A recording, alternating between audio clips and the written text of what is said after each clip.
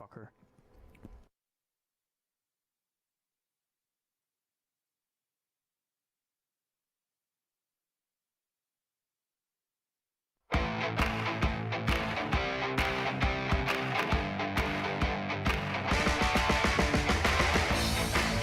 Welcome in to 2-for-1 Drafts. Austin Gayle with Mike Renner here on a lovely Tuesday morning here in the PFF offices in Cincinnati, Queen City, Chris Collinsworth City in the United States. Doing a ton of fun stuff. Remember, you can catch us on Spotify, Stitcher, and Apple Podcasts. You can also catch us on Sirius XM Radio, channel 88 on Fridays. They're going to have this there once a week, 2-hour show, a lot of good stuff. We bring up what's... We're probably going to be repeating a lot of the same stuff. We're repeating a lot of the same stuff, but if you want to hear it a second time, sometimes you need, not just once, you need a second time. We're going to be talking to the same players in this draft class ad nauseum all throughout the offseason. That's the thing. There's a limited amount of players. There's a lot of players, but there's a limited amount, and you can't change your takes on guys. You have a take on a guy, and that's the take. Well, some analysts do change their takes on guys. That's how it changes. But make sure to check us out on Sirius XM. We're also going to be down in Indianapolis for the Combine. Come out to Indy and just say hello. We got a live show, a live PFF NFL show coming on that Friday of that week. More details to come. Fans are welcome. Details to come. But again, a lot of fun stuff happening with the hosts for 2-for-1 Drafts, Austin Gayle and Mike Renner. We got a good show today. We're going to go through the latest 2-round mock draft, the first 2-round mock draft for the 2020 NFL Draft PFF release. That is live on PFF.com. We also got a little snapshot of it on the ticker below if you are tuning in live on YouTube. Let's start with round 2. Let's get to pick 33. We've been talking pick 1, Joe Burrow, go Tigers, to the Cincinnati Bengals. It's time to go Cincinnati Bengals. Second pick, 33. They go Cameron Dantzler of Mississippi State. Touch on Cameron for me. I know we've talked about him. I'm not going to touch Cameron. Don't touch him. Don't touch him. You don't have to touch him. But Cameron Dantzler, we've talked about him a ton. Yeah. But everyone, so I went on a Bengals podcast with Dan Horde, the voice of the Cincinnati Bengals, Dan Horde, and he said, every single Cincinnati Bengals fan that comes up to him says, we need linebacker. We need linebacker in the second round. They do, and I'm not saying they don't, but you have them going cornerback, Cameron Dantzler at the top of round 2, and I love that pick. Yeah, and it's another thing about kind of where the value goes in the draft. You can't just chase when you draft Billy Price at number 23 overall, and he turns out to be butt cheeks just because you were chasing that position. In the draft, the way this one's set up, you had Zach Bond, Kenneth Murray, Patrick Queen going the 5 picks before them. You had 3 linebackers. That could have been that guy there for them. And if one of them is there, I'm not going to hate on them for picking any of those at 33. But once those guys come off the board, don't just reach and go get a linebacker. Cornerback, one again, much more valuable position. Cameron Dantzler, a very good one, and then Drake Kirkpatrick, not a very good one. Yeah, it's not like they don't need cornerback. It's like, I know that maybe off-ball linebacker as a fan you think is their biggest need, but cornerback's a bigger positional value, and you still need cornerback. They are thin after William Jackson and Drake Kirkpatrick. Drake Kirkpatrick may very well be cut with $11 million cap hit and basically, how he's played if we've watched him. And to talk about the player a little bit more, Cameron Dantzler, slight in that frame. I mean, that's the first con you bring up with Dantzler. He's a thin guy. It's interesting to see. It'll be interesting to see what he weighs in at in Indianapolis for the Combine. But what this guy does on the field, he had one of the most productive seasons this past year. No one's talking about it. What he did against LSU, no cornerback got away with against LSU. He did not get toasted. That's all you have to do against Jamar Chase, Justin Jefferson, and company. Don't get toasted, and Cameron Dantzler did that. Let's go to number 34. Indianapolis Colts via the Washington Redskins. They take quarterback Jake Fromm of Georgia. I'll tell you this right now. I like that pick in the mock draft in February. Come March, I think Indy's going to have a quarterback. I'll tell you that right now. I think they're going to bring one in free agency or make a trade for one. That's the thing. It's about these quarterbacks right now is there's just going to be so much sort of upheaval over the course of the next few months that it's kind of you're throwing shit at the wall to some degree. But I do think that Jake Fromm, that where the Colts would be smart to address QB because you're going to have this run on QBs at the top of the draft is in one of those second-round picks, very similar to what the Broncos did last year with Drew Lock because just the risk and sort of the value you can get at 13, their first-round pick, versus what you can get at in the second round for other positions outside quarterback is going to be much greater than I think at quarterbacks. Whereas Jake Fromm, to me, I mean, he's ahead of Jordan Love on our board. If you're going to draft Jordan Love in the first, I'd rather have Jake Fromm in the second. Yep, there you go. And I think if the Indianapolis Colts, and I don't think this is what happens, but the Indianapolis Colts come out of free agency without a veteran quarterback to replace Jacoby Brissett, I think Jake Fromm at the top of round 2 would be a very good selection for them. However, I do think they're going to make a play for Teddy Bridgewater. Yeah, they're going to make a play for Phillip Rivers. Potentially, I was thinking this, maybe they make a play for Derek Carr. If you're going to make I think you've read these reports from Lombardi of The Athletic saying there is no future for Derek Carr in Las Vegas. If that's the case, I think Chicago, Indianapolis, those are two teams where both of those offense coordinators or both those play callers could win with Derek Carr. And the Colts have all the cap space, draft capital in the world to go make a play at whichever guy is available that they want the most. They can probably go secure, and they have a roster built to win now. So, I do agree with you on that. So, number 35, Detroit Lions, you have a little bit of a love story here, a Shakespeare special. You have Romeo Okwara pairing with Julian. Yeah. Romeo and Julian. I think they did that on purpose. I'm going to go ahead and go on a limb. Romeo and Juliet, Romeo and Julian. Just the biggest Shakespeare family of all time. It has to be. I mean, they just have to be. And Okwara, I think that's in one of his as well, maybe a sonnet or something along those lines. But you have Julian Okwara, the edge defender of Notre Dame, a guy you like more than K'Lavon Chaisson. You said that all in last week's podcast. You like him Someone more said than... dumbest take of the draft season. Oh, man. That one too. Is that a part of the no way crowd? No way this guy falls to 36 in February. Basically. That's just, those people, man. I can't stand those guys. He's not a mover. There's zero chance. I work at State Farm in Minneapolis. I know exactly how this draft is going to go, and there's no way he falls to 36. I read 2 mocks, and that's not going to happen.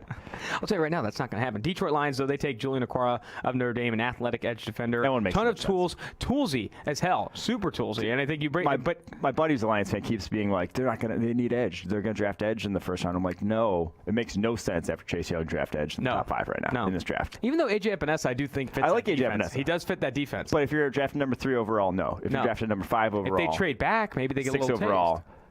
taste. If you trade back to like the teens, sure. If you're not only trading back to like 5 or 6, other positions have much more value. Go ahead and get yours guy in the second round. If the Detroit Lions, with the trade back, can find a way to get, say they trade back to 5, Miami comes up to go grab a quarterback, maybe Tua Tagovailoa. They trade back to 5, they still land Jeffrey Okudah, and then they get a guy like Okwara at the top of round 2. That is a haul for the first 2 picks, and they're going to pick up picks with with that Miami Dolphins trade. So I think that's very interesting. Let's jump to number 36.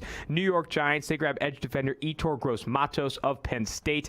He's a very interesting player. I think he's polarizing as a prospect right now. There's a lot of people that kind of fell in love with this guy late last in 2018 and even at the start of this year, but he's fallen down board since people have kind of got a better understanding of this guy's production has not been good. Quite simply not good at the collegiate level. Yeah, it's not good enough. It's one of those things where it's like you very much have all the physical tools, but they've never translated to production on the football field. Why? And it's another thing we've said again. It's like if you don't beat offensive tackles in college, well, how are you just going to start beating them in the NFL? They're much better in the NFL, and they're much more skilled. Those guys have tools, too. Exactly. The NFL guys are not like, you get to the NFL, and it's like, oh, wow, your tools are so much better than everyone here. No, all of these guys are freakish athletes with good size. He never had a single game with the pass rushing grade over 80 in his entire career. Now, he was fairly somewhat consistent. He had 2+ pressures in every single game this past year, but he never had more than 5.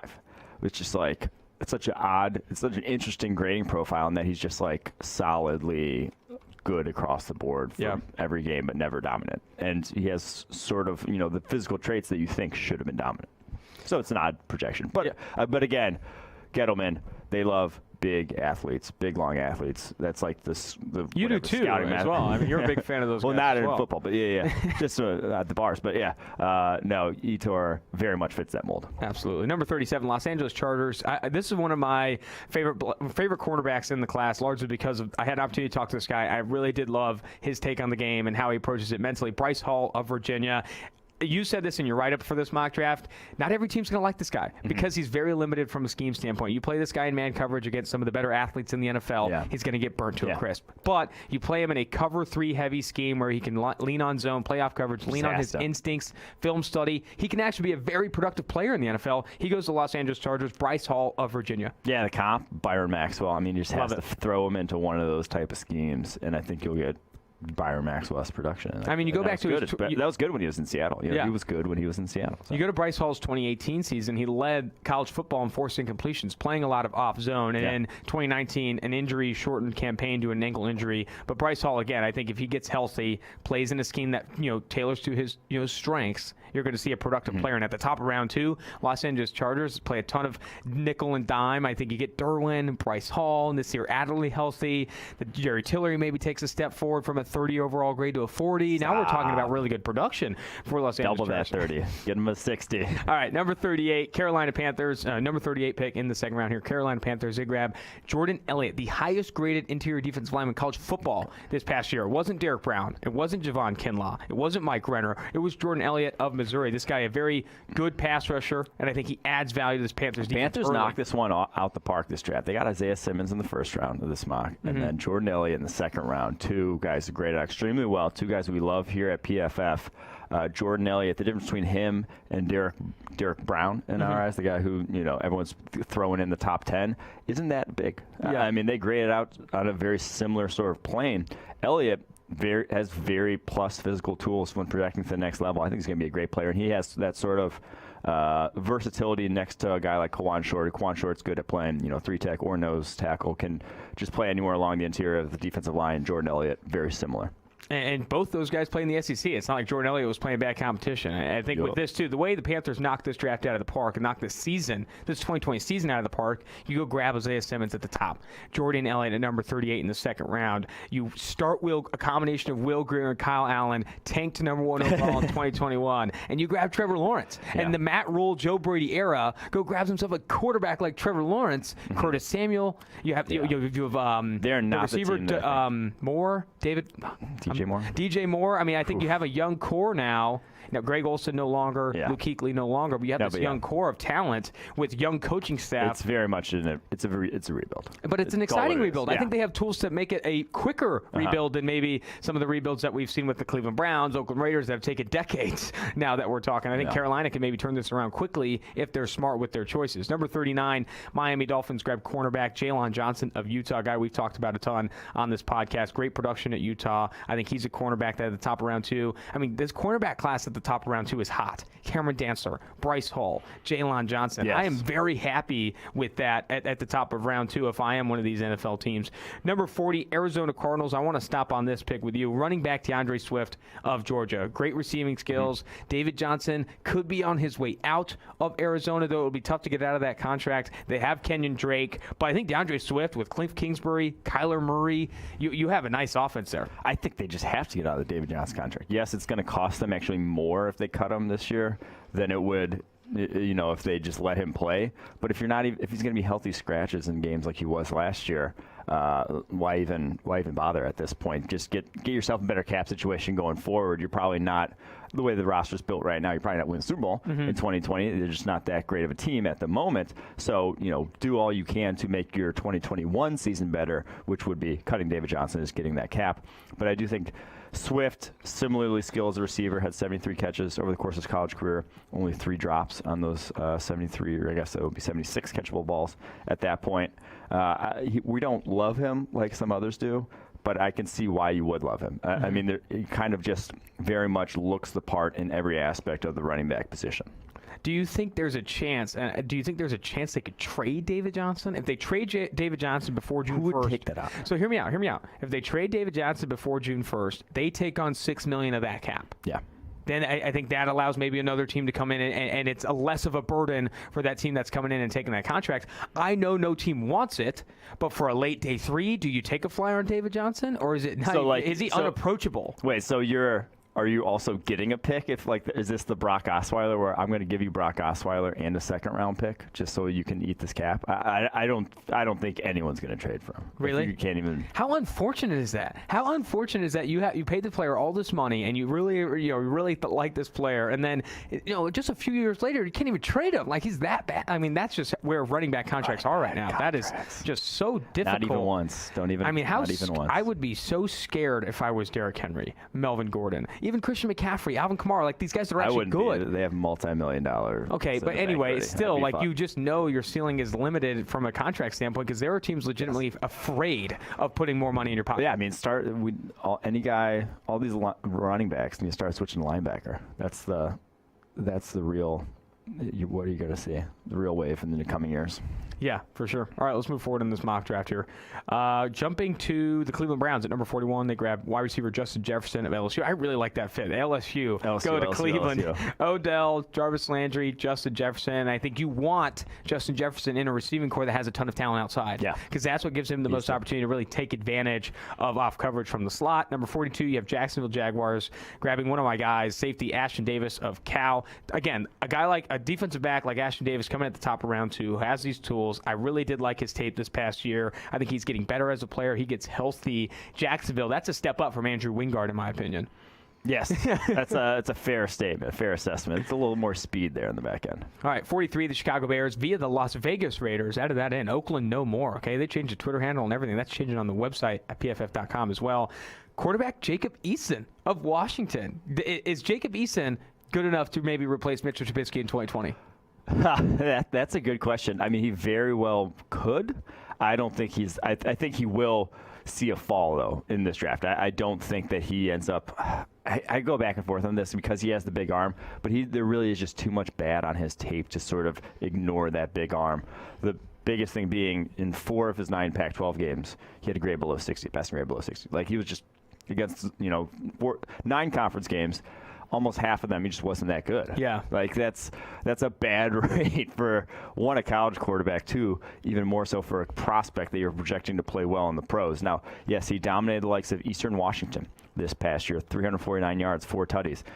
Dominated the likes of Hawaii, 262 yards on 25 attempts, 3 tutties, no picks in that one. He dominated some very, very bad defenses. Really only one performance that you can really put a pin in, hang his hat on, and that was the Oregon game where he went for 23 of 30, 289 yards, 3 touchdowns, no picks. That was a great game for him, but like all these other performances got pretty rough at times over the course of the year to where I just don't think anyone's going to be, even with that big arm, going to take that chance in round 1. Yeah, and I think if he does fall around 2, you start to feel more comfortable about swinging the bat on a quarterback like Jacob. Well, swinging the bat, Bears just have to swing. Yeah, like they are not the Indianapolis Colts right now in terms of where they're at with cap wise. Yeah, like they don't have a lot of cap space. They don't have a lot of draft capital to trade. Only $5 million in cap space right now. Like they can't fit another quarterback in there unless they start cutting guys on that roster right now. So it'll be tough for them. This might be their best avenue because we know Mitchell Trubisky's not the best avenue right now. Oh, man, how unfortunate. They find themselves in a bad situation after the Khalil Mack trade. It is very tough. All right, let's go to 40. Who among us could have seen that? Number 44, Indianapolis Colts, wide receiver Brandon Ayuk, Arizona State, the explosive Arizona State product, great after the catch. I think he adds more than N'Keal Harry. I like Brandon Ayuk a lot more than N'Keal Harry. I think love their length. Yes. And he's got 81-inch arms. Stupid-ass build. 81-inch arms. He's got to get his own Michael Jordan reach thing. That one poster. 6'9" wingspan for a 5'11" for a guy not even 6 foot tall is one of the craziest things I've ever seen. Yeah. 100%. All right, let's go to 46, Denver Broncos. They grab wide receiver. Oh, no, I'm jumping. I'm 45. Tampa Bay Buccaneers, defensive interior, Ross Blacklock, TCU. I'm seeing this guy mocked in the first round. And I'm seeing great athlete. Yeah, he's a really, really good athlete. Explosive dude off the first step. Outside of that, what are some of the positives in his game? Yeah, so he really is explosive, and he actually, he takes on blocks really well in the run game. He's still developing as a pass rusher. As we've talked about, the TCU guys, they don't teach him how to pass rush. It's scheme always, and they're slanting, stunting, snap after snap, not really necessarily just going one-on-one. So it's kind of a shitty scheme to eval any D lineman. And like which was LJ Collier comes in the league and looks like he's never played before and can't even crack the roster. So Blacklock's a little bit of a wild card in that regard. And it's not like writing him off by any means. It's just saying like he has not had the best coaching up to this point in his career. So and we've said that before about some of the TCU defensive linemen that have come out in recent years. I mean, and that's just so hard to project. I mean, your coach is going to say, hey, I can help this guy from a tool standpoint and add to his game with pass rush moves and different things, so that way he can actually come in with all this athleticism he does have, actually produce at the next level. Back-to-back TCU products. Number 46, Denver Broncos wide receiver Jalen Reagor. Talking to some of the guys in Mobile, some people were saying Denver likes Jalen Reagor in round 1. I mean, and I wouldn't be surprised. Dude, slotting all these wide receivers, because they're an absurd amount of wide receiver talent in the first 2 rounds is difficult. Like I'm just like guys are going to fall again. There are guys that are going to fall whether it's Rager, whether it's some other guys on this list. Michael Pittman have going in the later half of round 2. We'll get to later. But it's like some of these guys, just like there's not going to be enough homes for them because not all these teams are going to be out there looking for a wide receiver. So, yes, even though I've said don't pass on Judy and Lamb, if you don't have those guys and you're drafting maybe 16, 17, 18, you're probably going to get a good ass, guy in round 2 at that sort of pick as well. So I'm not sure.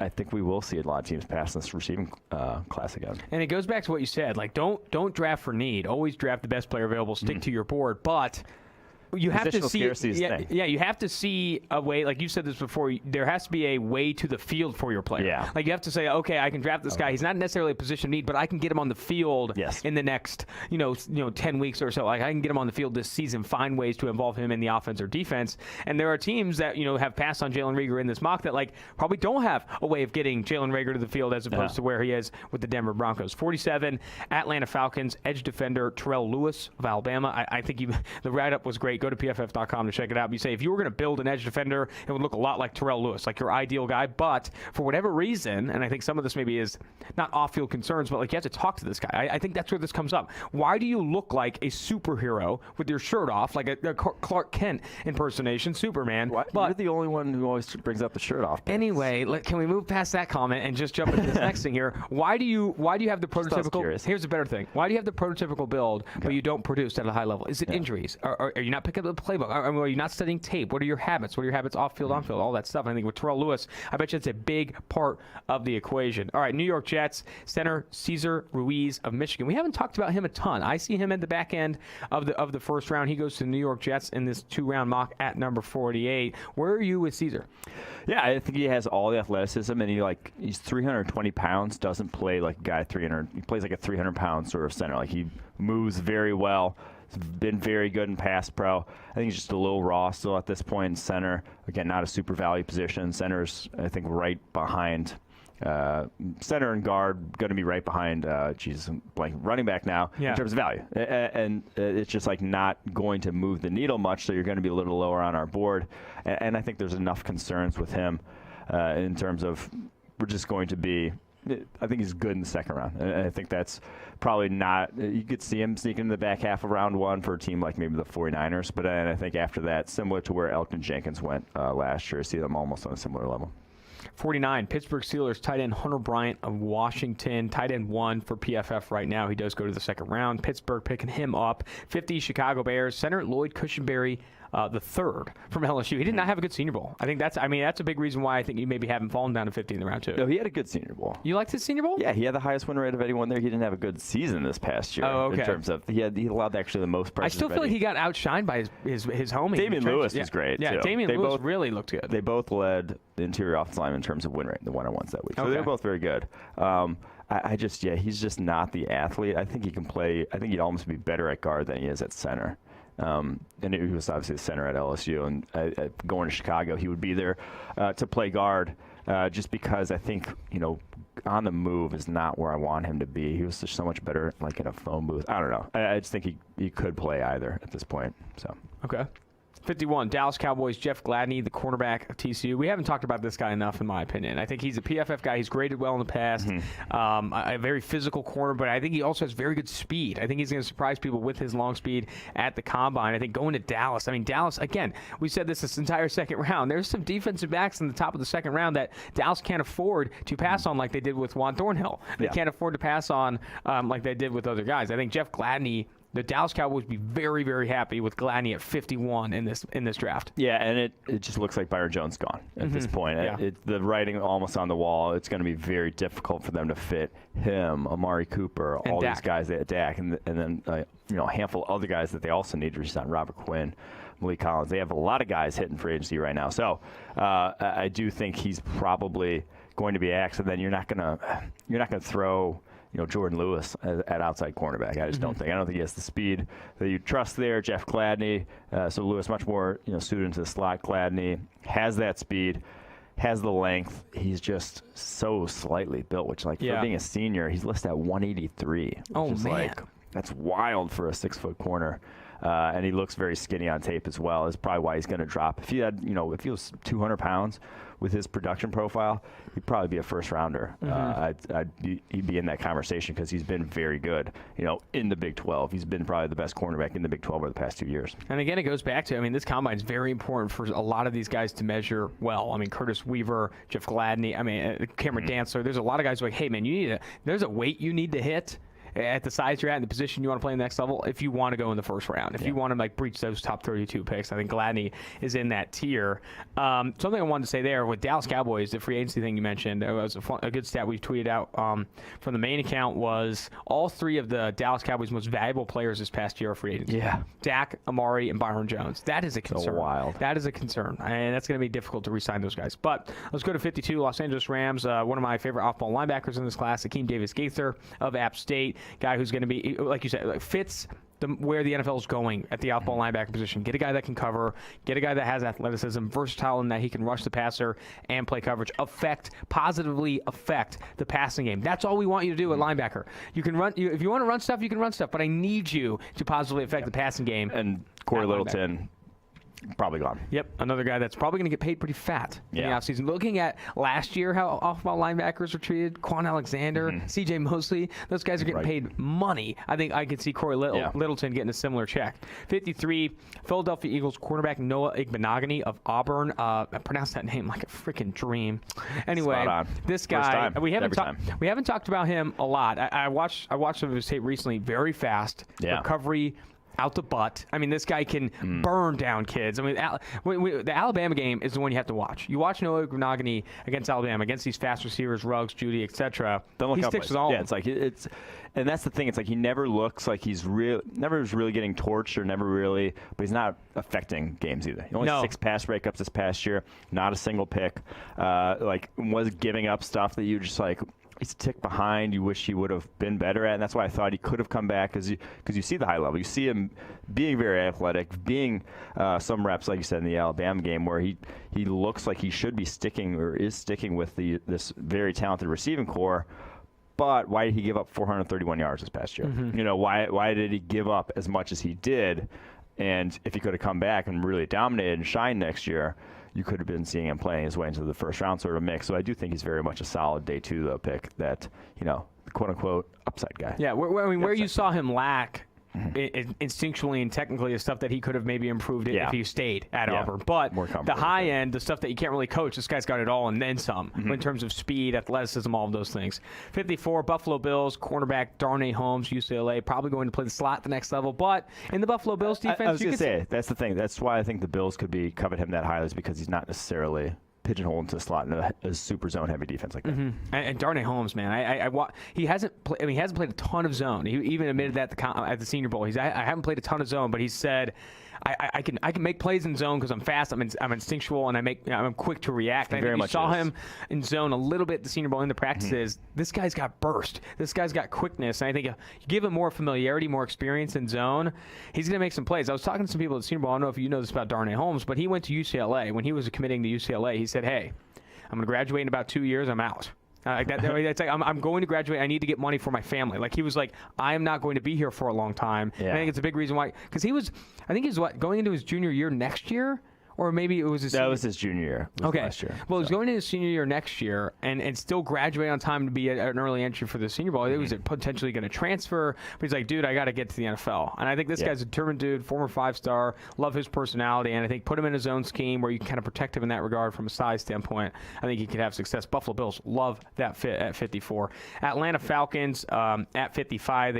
Neville Gallimore of Oklahoma, athletic defensive tackle. I wish he had a better Senior Bowl. I wanted him to really blow up at the Senior Bowl, but there were a handful of nice reps. Yeah. I didn't say he had a bad Senior Bowl, but I still wish. I think if he was going to enter that first round conversation for me, I needed to see just a dominant Senior Bowl. Falcons get now Christian Fulton, Terrell Lewis, Neville Gallimore, the first 3 picks. That's hot. That is pretty hot. And after going all O-line last year, really addressed the D-line, which I think they need to because it's been pretty trash outside of Dre Jarrett. And the other interesting thing here is after everyone's banging this table for, that trade for Mohamed Sanu was basically a 3rd rounder. It's 55 overall. That's a real pick now. The Patriots have to be having some regret not some, a lot of regret over that. Only regret. That was a terrible trade. It was trading for need, and you got fleeced. Yeah. Yeah, that's unfortunate for the New England Patriots. Number 56, Miami Dolphins, edge defender Jonathan Grenard of Florida, the better edge defender coming out of Florida this year. Jabari Zuniga, I think we're lower on than Jonathan Grenard. And 57, Houston Texans grab a running back Jonathan Taylor of Wisconsin. Duke Johnson, Carlos Hyde. I like Duke Johnson. They don't use him enough. I don't think they utilize him the right way. But Carlos Hyde, Jonathan Taylor is an upgrade over Carlos Hyde. That's the thing. It's the Carlos Hyde, which is, he's been a very below average running back over the course of his career. He just keeps catching on because he was a second round draft pick back in the day. But Duke Johnson, they're determined to use him as a pure, basically, receiver at this point in his career and not actually give him a full-time role. No one really seems to be. So if you're not going to give him a full-time role, get you a different running back. Obviously, we're not going to endorse getting a guy this high. Oh, God. What was my that? Apple Watch? Apple Watch coming on? Got Siri. I have no idea what's happening here. Drafting a guy this high, we're not going to endorse. But there's nothing in his production profile as a runner that's going to scare me. Over 1,300 yards averaged in his career after contact. This is absurd. Jonathan Taylor is a big Cablos guy. Contact at or behind the line of scrimmage, yards after. And I think he does. When he's getting contacted at or behind the line of scrimmage, he has the best yards per carry average in college football. No one's ever said Cablos. Yeah, everyone before, says Cablos. Anyway, Jonathan Taylor is one of the better guys in that staff. 58, Minnesota Vikings guard Damian Lewis, the phone booth guy that dominated the Senior Bowl. Really came away impressed with him there. 59, Seattle Seahawks, Ben Barch of St. John's. If you don't know the name, know it now. This guy had a dominant Senior Bowl, largely because small school guy, no one recognizes the helmet. Here comes his first one-on-one rep, and he stuffs him. Jabari Zuniga had no chance. Yeah. I mean, he did a really, really good job against Power 5 Senior Bowl competition to a point where, this guy belongs. Yeah, and when you belong, you go number 2 in the second round. Yeah, super impressive over the course of that week. And I still don't – it's still difficult to be okay, throw that guy in round 1 because he's not super physical. He's not the most physically imposing in terms of, athleticism, agility, that sort of thing. But – I think he's close. He was really damn good. He impressed me. Kind of reminds me a lot of what Ali Marpet did coming out of Hobart, where it's just there's no real reason why I don't think this guy should be up there. He really does have it all from he really does look the part. It's just he's coming from the small school and you just haven't seen it. Yeah, you haven't really. You don't have enough reps. You don't have enough reps against don't have enough reps. Future NFL players. I mean, that's why the Senior Bowl is so big for guys like Ben Barch. So it's difficult, but I still think he makes it into that sort of second round mix because of how tackle needy just NFL teams are and how tackle needy the Seattle Seahawks are. Yeah, and exactly. have they been for the last 5+ years or wherever it has been. Sorry. Number 60, Baltimore Ravens. Michael Pittman Jr. I love this fit. I think Michael Pittman, I don't know if he falls this far. He could, though, with how deep this class is, like you said. But him going to the Baltimore Ravens, you mentioned in the write-up, the Ravens of any team need receivers that can run block. Yeah. And Michael Pittman is one of those bigger guys that can do it. I've said before, run blocking doesn't factor in for me at all into a wide receiver's evaluation. It doesn't matter. Laquan Treadwell was a generational run blocker at receiver. Look how much that helped him in the NFL to get playing time. It's just it doesn't. It doesn't matter. In high school, it helps, though. If you don't run block, you're not going to see the field. We run the wing tee. But exactly. But when you have a quarterback running out to the edge, then it matters a little bit. That if that's consistently a part of your offense, it can matter a little bit. I will think say a big wide receiver in that offense. I think San Francisco is a team that's going to value run blocking the receiver position for how often they're running outside now. I mean, they run outside a lot and really rely on their receivers from the slot and outside to make some plays. I don't know. Again, I agree that it shouldn't factor huge in your evaluation. Factor in, and they've also drafted, Dante Pettis, who's 185 pounds, Debo Samuel, who's Emmanuel Sanders. These guys are just willing run blockers, not necessarily good ones. But that's all you really need to be. Again, it's a small bar to get over. Just try, and we should be okay there. All right, 61, Tennessee Titans, another running back, J.K. Dobbins, Ohio State. This guy's he fits the mold of an Ohio State running back in Carlos Hyde, Ezekiel Elliott, and his style and how he approaches the game. Don't throw Carlos Hyde in with those. No, not Carlos Hyde. Okay, that's probably fair. But J.K. Dobbins, I think, from a vision standpoint, everyone raves about his vision, but I think it's legit. Yeah. No, it very much is. And he's got a little more speed, I think, than Derrick Henry. We'll see what he tests out at the Combine. So a little bit of a home run threat. And that vision going to just fit nicely. I just don't think they sign Derrick Henry again. I re-sign. I think he goes elsewhere. Some other team is going to make that mistake. Yep. Number 62, Green Bay Packers, wide receiver KJ Hamler, Penn State. We have not talked about this guy enough, in my opinion. I really like KJ Hamler. At the back end of round 2, I start to like him even more from a value standpoint. Speedy, good from the slot. And when you can produce from the slot, and I think produce after the catch like KJ Hamler, back end of round 2, top of round 3 is where I start to feel pretty comfortable about KJ. Yeah, he probably from like a standstill to like a half second or split second afterwards. He accelerates the fastest of any wide receiver in this class. He really is special in that regard. Just bounces in and out of his cuts, but dude, his ball skills are just rough. And he's 5'9", 175, very undersized, 12 drops, and 68 catchable this past year. It's like he just does not have good ball skills, even when it's attacking it. Like he had a couple of nice 50-50 balls where there's a couple. I mean, it shows up sometimes. But he's really it's really not going to be his game whatsoever, and that's worrisome. But especially if you want to project him to win intermediate and deep levels, like you have to be able to track the ball. Not even just contested catch situations. To expand on the term ball skills, it's approaching the ball to a point where you always have leverage and have advantage down the football field, and that really comes up the most when you're trying to win intermediate and deep level routes, because you're not always going to have the guy on the turf after a double move. A lot of the times you're going to have to use leverage and body control to get it done. And also because the ball, it's just difficult to put it accurately, like perfectly in stride to a guy that far down the football field. It's easy on a 5-yard out. You already have a small catch radius, and now you're approaching the ball like a bum. That's the worrisome thing. It's going to make things easy. But if you want this guy to carve it up though, within 6 yards, he's doing crosshairs, he's getting things after the catch. I like it. Yeah, absolutely. Real nice on that. 63, Kansas City Chiefs via the San Francisco 49ers, cornerback Troy Pride Jr., one of the heroes of the Combine, won a ton of reps in the one-on-ones, Combine, Senior Bowl, won a ton of reps in the one-on-ones, really elevated his stock, cut himself a pretty nice check. I think he was a day 3 guy if he didn't have a really, really good Senior Bowl, and I think now. But he's also, I don't think he's ever going to be a day 3 guy because he's still going to run a 4.3. Yeah, his speed is ridiculous. Still can fly, and that's going to play. That plays in the NFL. All day. Decently, I think. Yeah. All right, 64, Seattle Seahawks defensive tackle Justin Madubuike, Texas A&M. We're going to finish on this one. I know you're a big Madubuike fan. Back end of round 2, you got to fall in love with that. Yeah, I think it's a very good value at that point. It put up over 40 pressures each of the last 2 years. It is a little worrisome that he actually, from a grading perspective, pass rushing grade took a step backwards this year. Run defense grade, a little step back. You never like to see that in the grading profile. Stagnating is always concerning because you got to keep improving. So I like his quickness though, and he has reps on tape that very much look like an NFL defensive tackle that can rush the passer. Something we don't bring up enough is that importance in trending up in the grading. And now that we especially have college football data, grades, advanced stats since 2014, we're able to see full careers for guys since freshman year to senior year. And the expectation for top-end prospects, guys that are going on day 1 and day 2, is this constant trending up, especially for guys like Madubuike, Blacklock, Troy Pride, guys that you're going to love his athleticism, but this guy needs to show that he can get better, show that he can take feedback, add, develop all of these things. I think that's so important for these guys. And I think Madubuike, seeing him start to kind of top out a little bit, you get a little scared. Him and Jordan Elliott were on similar grading levels at the end of 2018. Jordan Elliott was like, hey, I'm now the best. And Madubuike maybe took not a step back, but I guess it is a step back. Maybe it is a step back.